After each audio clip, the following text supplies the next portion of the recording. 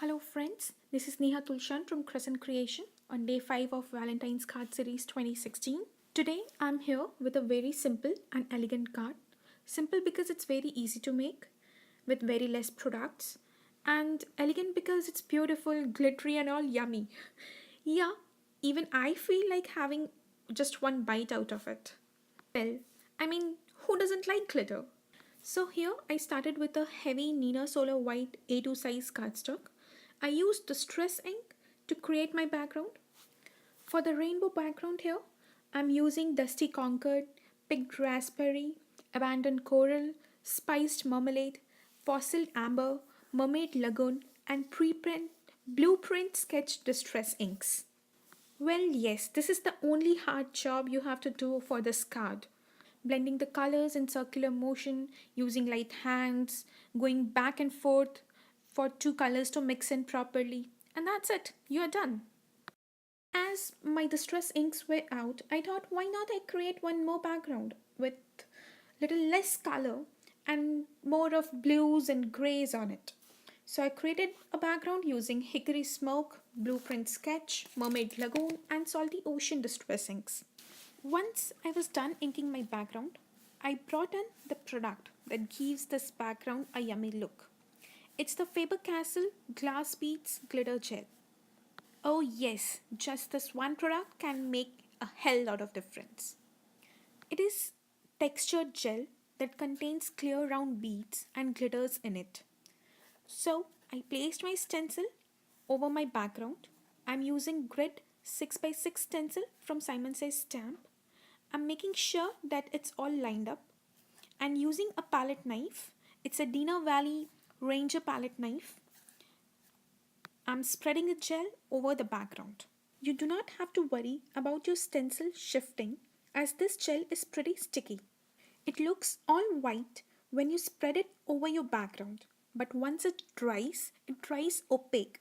It has that fun translucent texture that sparkles and reflects light and color. You can see I'm using a generous amount of gel and spreading it over my background. I'm not applying a very thick layer of gel, but I'm trying to make everything even. And once I've covered my background properly, I will remove my stencil very carefully. I will take my background and keep it aside to dry and clean my work surface, my stencil and my palette knife. Once the background dries, it looks something like this. Oh, it's totally yummy. Well, I just let it heat air dry and then use my heat tool to dry it because sometimes the gel bubbles up if you use a lot of heat. Now for the card, I used a strip of black cardstock and with the help of my ATG tool, I stick that to my background.